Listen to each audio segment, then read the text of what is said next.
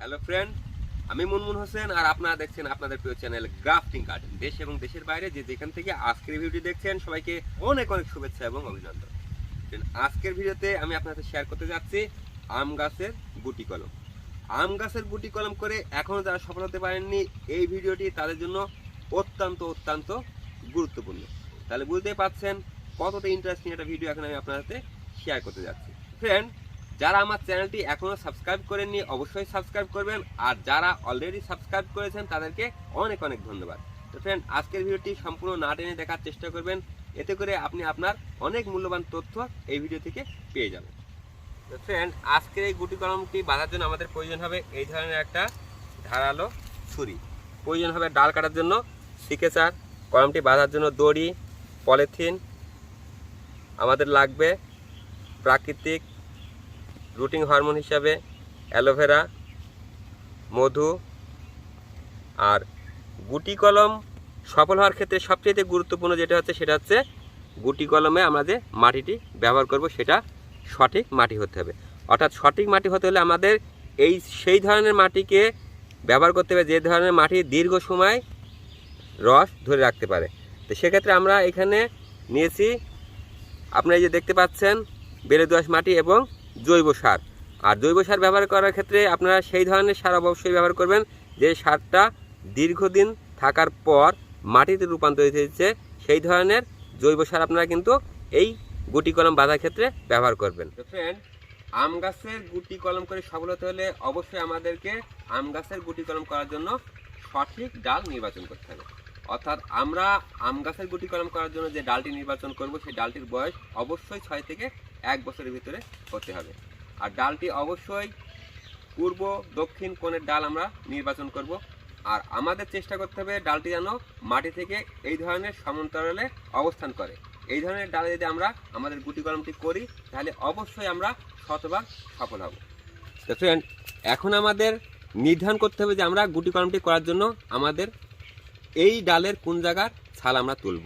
তো গুটি কলম করে সফল হতে হলে অবশ্যই আমাদেরকে একটা গিট নির্বাচন করতে হবে এবং গিটের নিচের অংশের ছাল আমাদেরকে তুলতে হবে।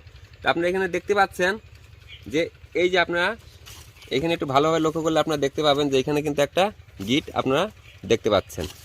তো এই ধরনের গিট আপনারা অবশ্যই দেখে তার নিচে এই যে আপনারা দেখতে পাচ্ছেন এই যে নিচে এখান থেকে এই যে গিটের নিচ থেকে আমরা এই পর্যন্ত এই নির্দিষ্ট স্থানের ছালটুকু আমরা সুন্দরভাবে তুলে দেব।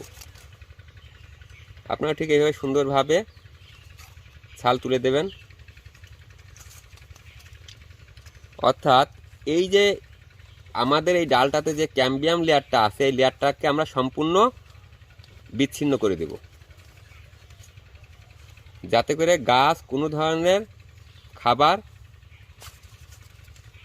এই পাশ থেকে সংগ্রহ করতে না পারে।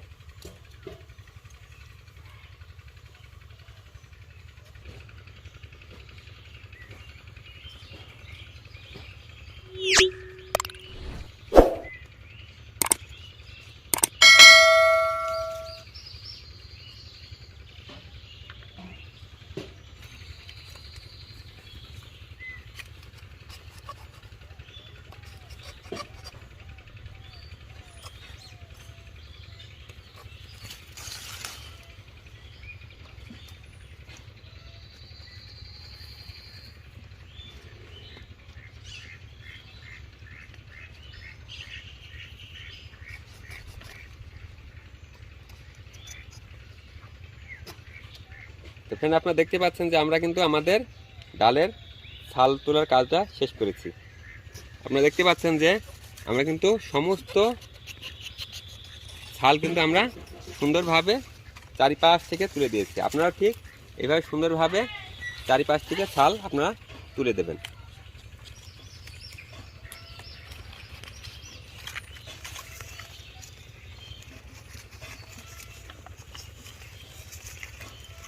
আপনারা দেখতেই পাচ্ছেন যে আমরা কিন্তু খুব সুন্দরভাবে আমাদের ডালের ছাল আমরা তুলে দিয়েছি। আপনারাও ঠিক এইভাবে সুন্দরভাবে আপনাদের ডালের ছাল তুলে দেবেন। তো ফ্রেন্ড, এখন আমরা আমাদের এই ডালটিতে আমরা কিছুটা অ্যালোভেরা জেল আমরা সুন্দরভাবে মাখিয়ে দেব। অ্যালোভেরা জেল একদিকে ফাঙ্গিসাইড হিসেবে কাজ করে, অন্যদিকে রুটিং হরমোন হিসাবে কাজ করে। তা আমরা এইভাবে সুন্দরভাবে কিন্তু অ্যালোভেরা জেলটা আমরা সমস্ত ডালে এভাবে সুন্দরভাবে মাখিয়ে দেব।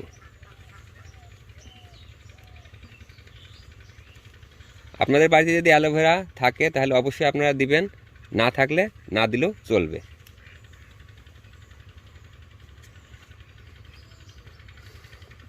এরপর আমরা এতে এই যে আপনারা দেখতে পাচ্ছেন মধু, এই মধু হচ্ছে প্রাকৃতিক রুটিং হরমোন। আমরা এই মধু সুন্দরভাবে এই পাশটাতে সুন্দর করে লাগিয়ে দিব। আপনারা এইভাবে সুন্দরভাবে মধু লাগিয়ে দিবেন।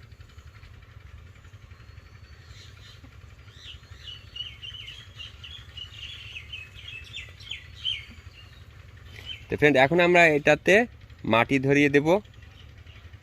আপনারা ঠিক এইভাবে সুন্দরভাবে আপনাদের গুটি কলমে এইভাবে সুন্দরভাবে মাটি ধরিয়ে দেবেন।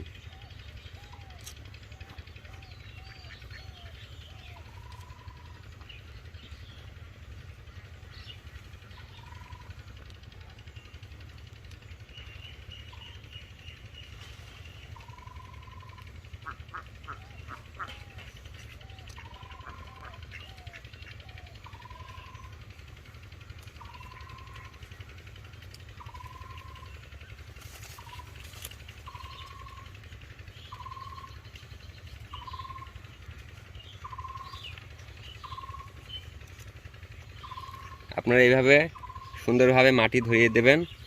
মাটিতে এই গিটটা যেন অবশ্যই ঢেকে থাকে।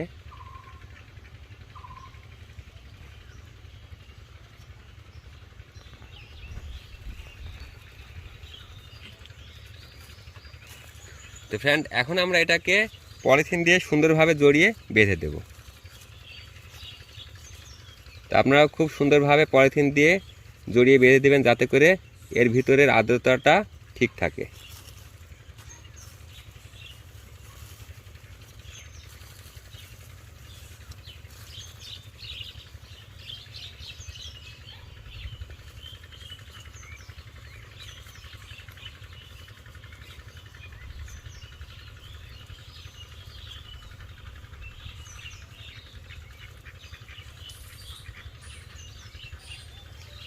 আপনারা যদি পলিথিন দিয়ে সুন্দরভাবে জড়িয়ে বাঁধতে পারেন তাহলে আপনাদের কিন্তু এই গুটি কলমে আর কোনো ধরনের পানি দেওয়ার প্রয়োজন থাকবে না।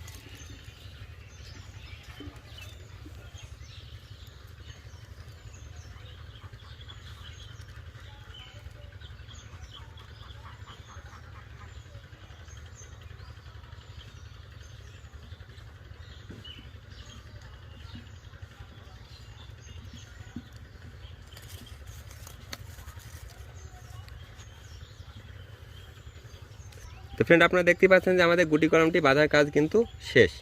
আশা করি আপনারাও এভাবে সুন্দরভাবে আপনাদের গুটি কলমটি বাঁধতে পারবেন। আমাদের গুটি কলমটি বাঁধার কাজ শেষ। আর আমাদের এই কলমটি যদি সফল হয় তাহলে এর থেকে 1.5 থেকে 2 মাসের ভিতরে কিন্তু আমাদের এই গুটি কলমে শিকড় চলে আসবে। আর শিকড় চলে আসার পরই কিন্তু আপনারা আপনাদের এই কলমটি কেটে লাগাবেন না। আপনাদের আরও কিছুদিন অপেক্ষা করতে হবে, যতদিন পর্যন্ত শিকড়ের রং খয়েরি কালার না হয়। শিকড়ের রং যখন খয়েরি কালার হবে তখন আপনারা আপনাদের কলমটি গাছ থেকে কেটে বিচ্ছিন্ন করবেন।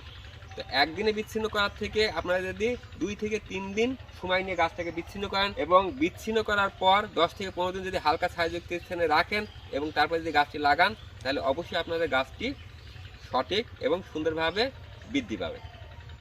তাহলে ফ্রেন্ড, এই ছিল আজকের ভিডিওটি ভালো লাগে থাকলে অবশ্যই লাইক করবেন, বন্ধুর সাথে শেয়ার করবেন, আর আপনাদের মতামত কোনো কিছু জানতে হলে অবশ্যই কমেন্ট করবেন।